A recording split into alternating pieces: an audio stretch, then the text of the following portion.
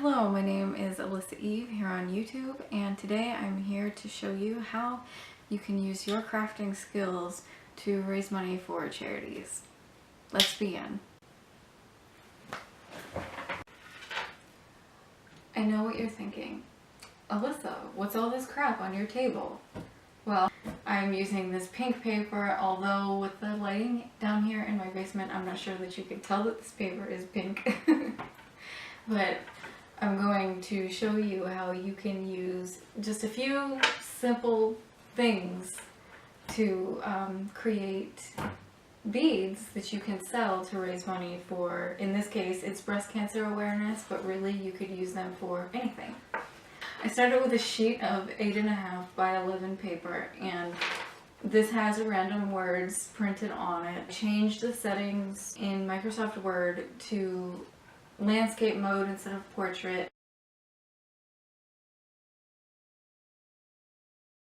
and changed the margins to a 1/2 inch instead of an inch.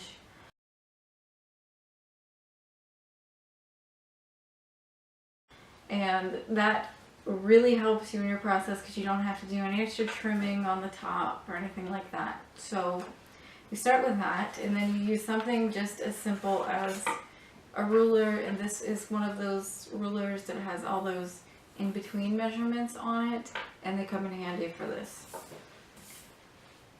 In this case, what I do, you can do this however you want though, is I just kind of eyeball it, and however it comes out, it comes out. I score my paper first, but you could also just use a pen or a pencil and draw a line.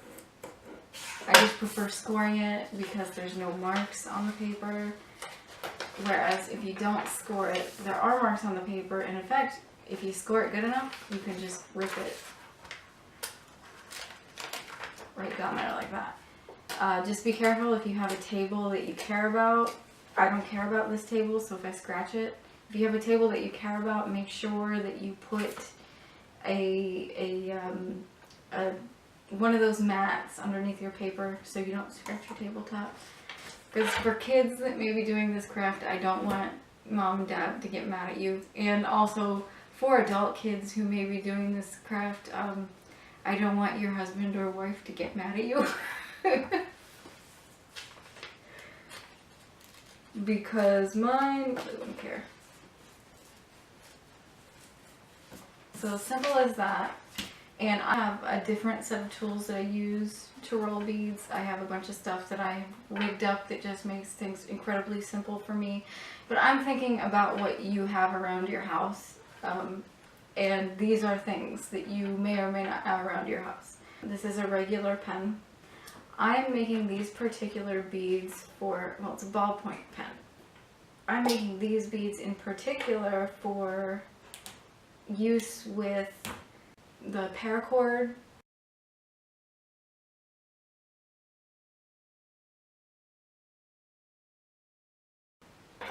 And these were made for a specific person.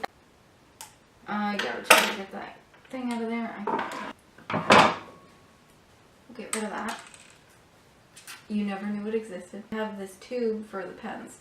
Now, for this specific application, I wanted to make sure that I used something like this to line the bead, because in something that had a nice big hole, because the paracord, if the ends were burned or melted so that they wouldn't fray, it might be a little hard to stick it through just a straight paper, and the plastic is smooth and really easy to flow through. All we do is take some glue. Oh, and I would also like to add, for breast cancer awareness beads, I used a specific font, Dax Italic Medium. And that is the closest font that I could find to the Susan G. Komen font.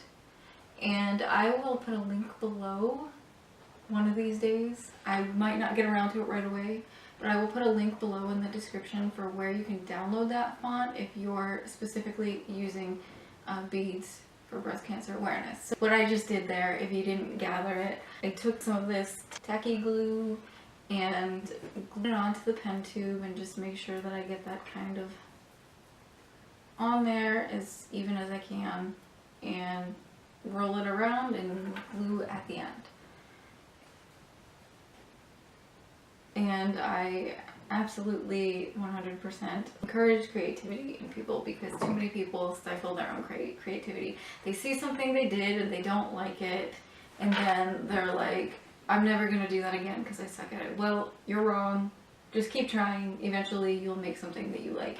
And this thing that I'm using right here is my dog's nail clippers. And that comes in handy for this too, because it makes it so that I can cut these fairly evenly. And after that, you can use a regular nail file, or in my case, this is actually pretty even, so it doesn't really need a whole lot of filing. But this is a Dremel. This is a cordless one that isn't very high battery powered. You do not want to use a like Black & Decker Dremel for this purpose, because your bead will go flying across the room. I know. I tried it at first with a Black & Decker drill, and my bead went flying across the room every time. But this is just a cheapo, like $10 cordless drill. But you can also, if you don't have this, you can sit here and you can, you know, just plug away on it, you know, in front of the TV or something, and just keep filing until you like what you see. And also, as for, you know, replacement for this, you could use a big pair of side cutters if you don't have dog nail trimmers. A big pair of side cutters, or, you know, even like a little hacksaw or something. And if you don't have any of that stuff, then, well, I don't really know what to tell you. Figure it out. Get crafty. There's something. You could probably get a utility knife, or even if you had a strong pair of scissors. Ordinarily will use is this drill here. Low setting, and just go over it, you know, until it's even. But sorry about that. I just go over it till it's evenly cut. But this is good, actually. It came out nearly perfect just from cutting it with the other clippers. What I do next, and this is just as a little kind of embellishment, and I just realized that I don't have a paintbrush, so I'm gonna have to use my finger. That is how creative you can get here. This is as high as I could get my camera to go, by the way, so I don't want you talking to my chest. That's weird. Anyways, so I have here some homemade pale pink paint, and I'm just gonna stick my finger in there. And so since there is a core in these, I like to paint the edges, and I know that you can't see what this looks like. But basically you can see the core, and I like that to be covered so that you can't see it.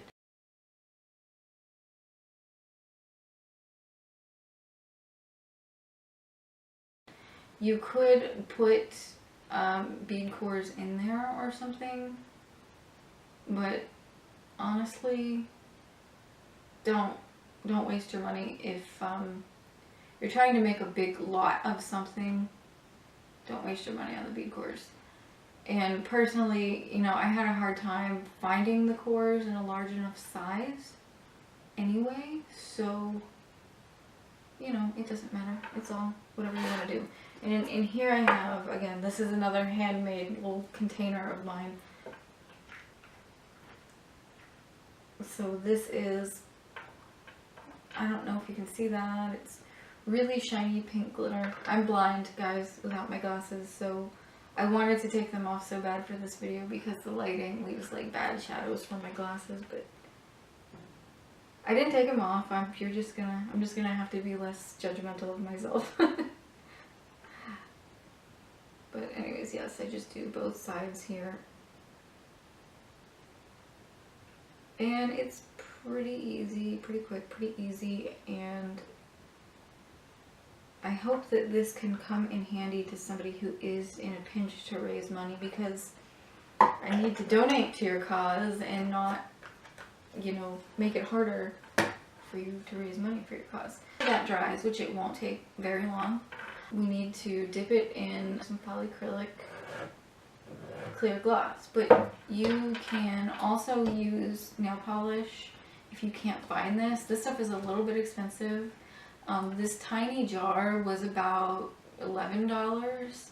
At Walmart you might be able to get it for $9 or $10.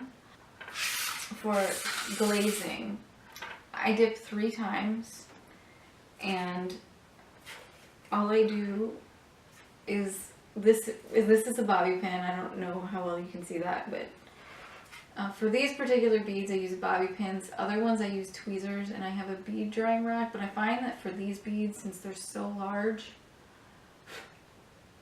sorry, there's glitter on there. I find for these beads that since they're so large, you're just as good off just using a bobby pin, and they're cheap and everybody has them. So I just dip them in there, let them drip a little bit, and then I stick them in this block of styrofoam. It's just styrofoam. It came in something that I bought. Right now I'm still letting this drip. I hope you can see what I'm doing.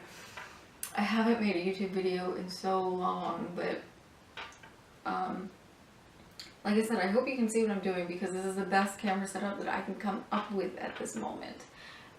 So, but I wanted to make this video and quit procrastinating it because I'm just not a social butterfly. Can you believe it? Yeah. So anyways, that's dipped once, and I will leave some pictures in this video after we're done talking of the finished beads.